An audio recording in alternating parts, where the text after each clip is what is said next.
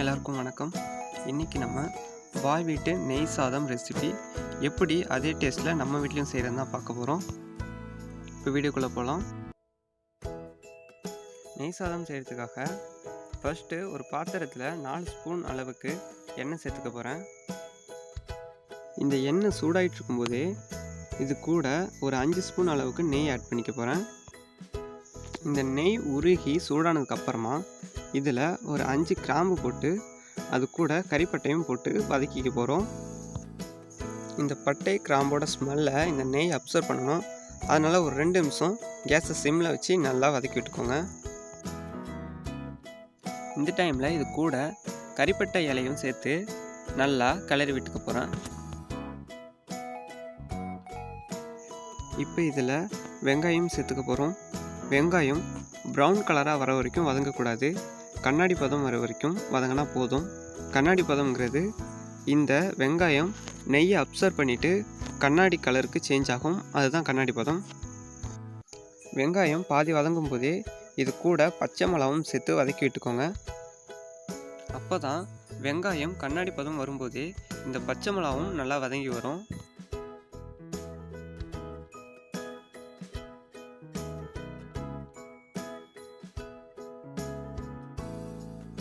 இதை கிளறி விட்டதுக்கு அப்புறமா கேஸை சிம்மில் வச்சு ஒரு 2 நிமிஷம் தட்டு போட்டு வதங்க விட்டுக்கோங்க.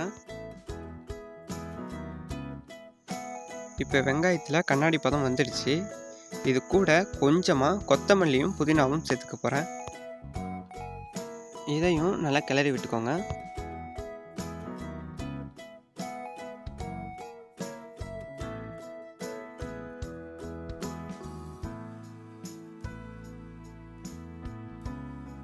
இப்போ இதில் இஞ்சி பூண்டு பேஸ்ட்டு சேர்த்துக்க போகிறேன். இது பச்சை வாசனை போகிற வரைக்கும் வதங்கணும். ஆனால் இது ப்ரௌன் கலர் மாறிடக்கூடாது. அப்படி மாறிடுச்சுன்னா சாதத்தோட கலர் சேஞ்ச் ஆகிடும்.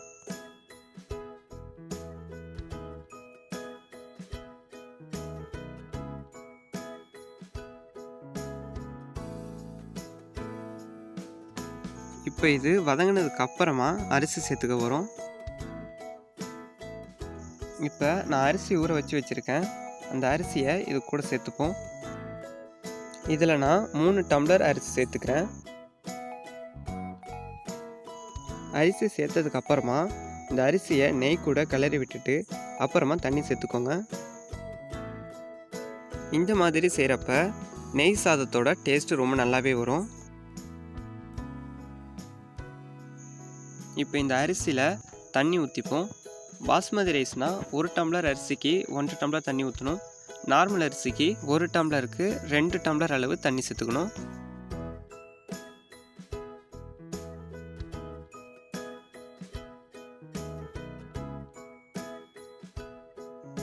ரைஸில் தண்ணி சேர்த்ததுக்கப்புறமா இதை ஒரு தடவை கிளறி விட்டுட்டு குக்கர் மூடி 3 விசில் போட்டு இறக்கிட போகிறோம்.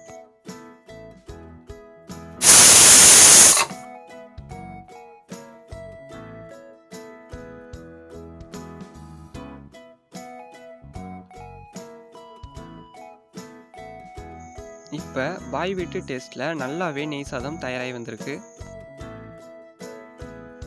இப்போ இது மேலே கொஞ்சம் புதினா தழையும் நெய்யும் ஆட் பண்ணிக்க போகிறேன்.